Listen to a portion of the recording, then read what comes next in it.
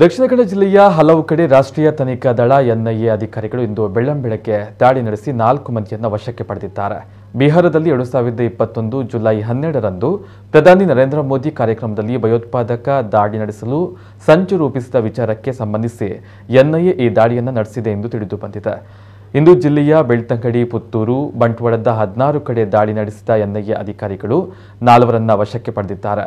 ಸ್ಥಳೀಯ ಪೊಲೀಸ್ ಅಧಿಕಾರಿಗಳ ನೆರವು ಪಡೆದು ಈ ದಾಳಿ ನಡೆಸಲಾಗಿದೆ. ಭಯೋತ್ಪಾದಕ ಕೃತ್ಯಕ್ಕೆ ಗಲ್ಫ್ ರಾಷ್ಟ್ರಗಳಿಂದ ಹವಾಲಾ ಹಣ ಬಳಕೆ ಆರೋಪದ ಮೇಲೆ ದಾಳಿ ನಡೆದಿದೆ ಎನ್ನಲಾಗಿದೆ.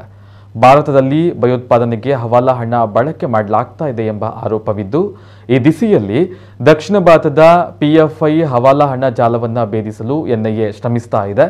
ಇದೇ ಪ್ರಕರಣಕ್ಕೆ ಸಂಬಂಧಪಟ್ಟಂತೆ ಕೆಲವು ದಿನಗಳ ಹಿಂದೆ ಬಂಟ್ವಾಳ ಮತ್ತು ಪುತ್ತೂರಿನಲ್ಲಿ ಎನ್ಐಎ ಅಧಿಕಾರಿಗಳು ದಾಳಿ ನಡೆಸಿ ಬಂಟ್ವಾಳ ನಿವಾಸಿ ಮಹಮ್ಮದ್ ಸಿನಾನ್, ಸಜೀಪ ಮೂಡದ ಸರ್ಫರಾಜ್ ನವಾಜ್, ಇಕ್ಬಾಲ್, ಪುತ್ತೂರಿನ ಅಬ್ದುಲ್ ರಫೀಕ್ ಅವರನ್ನು ಬಂಧಿಸಿದರು. ಕೇರಳದ ಕಾಸರಗೋಡಿನ ಕುಂಜತ್ತೂರು ನಿವಾಸಿ ಅಬೀದ್ ಕೆಎಂ ಎಂಬಾತನನ್ನ ದಸ್ತಗಿರಿ ಮಾಡಿದ್ರು. ದಾಳಿಯ ಸಂದರ್ಭದಲ್ಲಿ ಹಲವು ಡಿಜಿಟಲ್ ಸಾಕ್ಷ್ಯಗಳು ಮತ್ತು ಕೋಟ್ಯಾಂತರ ರೂಪಾಯಿ ವಹಿವಾಟು ನಡೆಸಿದ್ದ ಬಗ್ಗೆ ದಾಖಲೆ ಪತ್ತೆ ಹಚ್ಚಲಾಗಿತ್ತು. ಅದೇ ಆಧಾರದಲ್ಲಿ ಮತ್ತಷ್ಟು ಪೂರಕ ಸಾಕ್ಷ್ಯ ಆಧರಿಸಿ ಇಂದು ದಾಳಿ ನಡೆಸಿ 4ರನ್ನ ವಶಕ್ಕೆ ಪಡೆದಿದ್ದಾರೆ.